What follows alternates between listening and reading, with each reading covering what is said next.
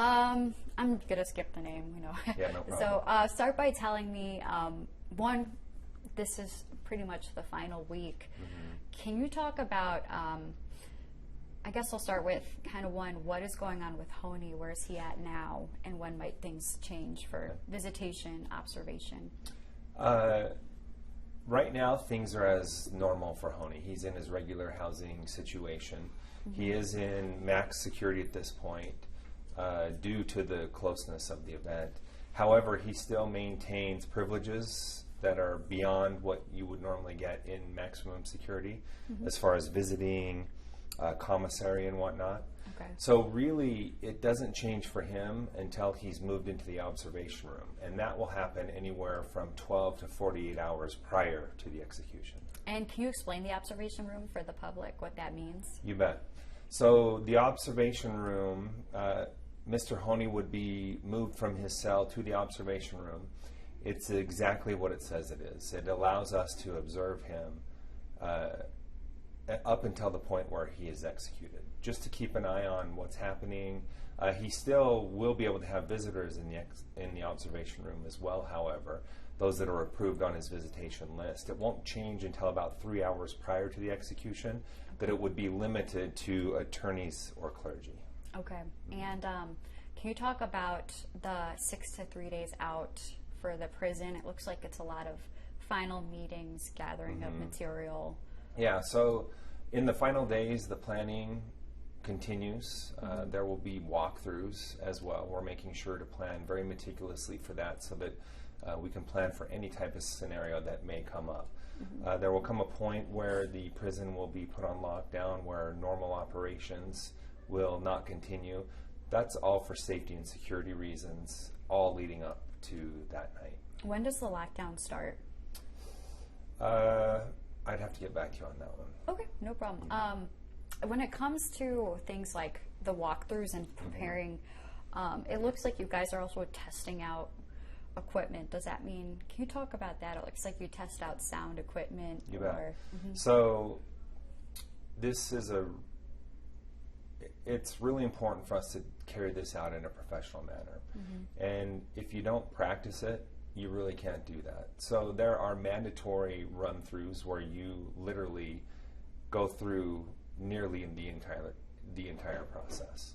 Okay. So that would include run-throughs with the IV team, where they have practice finding veins in multiple locations of the body. There's just a lot of effort and planning that goes into that. And every single thing, obviously outside of the execution itself, needs to be practiced and gone over.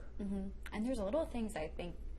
Do you think there's little things the public doesn't think about? I know even the clock was really important for the media to see, because a big part of us was seeing, like, at what time were checks done, or at what time did we notice changes.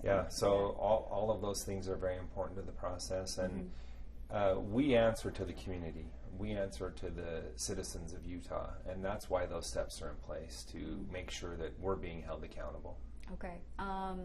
And then last meal, well, that's more days out, it looks like, or in a 3-day out process. That would be correct. Okay, perfect. I wanted to ask too, can you talk about why this is happening at midnight in a week? Yeah, happy to. So when you pull off something like, let me start that over. When you do something like this, it obviously takes a lot of time and attention.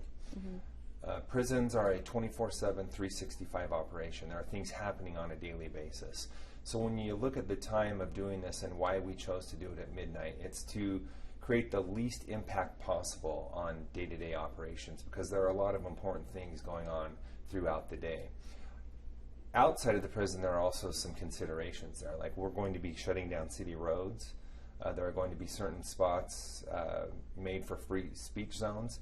And so that time also kind of lessens the burden on the day-to-day operations as well, outside of the prison. And going off of that, in the documents you talk about contacting agencies involved. Can you talk about the agencies involved? Police?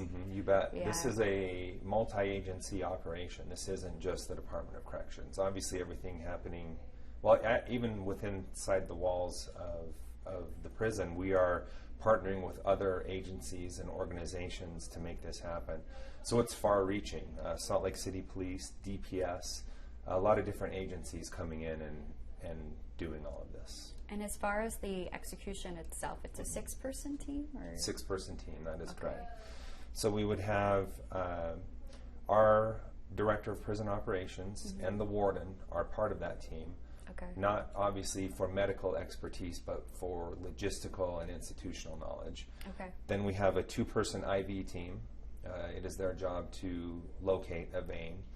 And then the 2-person execution team. They would essentially oversee that process of what's happening and then also push the drugs. Okay. And some other questions I'm just asking. Can you talk about why the media is witness and a part of this as well? So in the Department of Corrections, we believe in being accountable and transparent. And one way we do that is by being accessible to you, the media.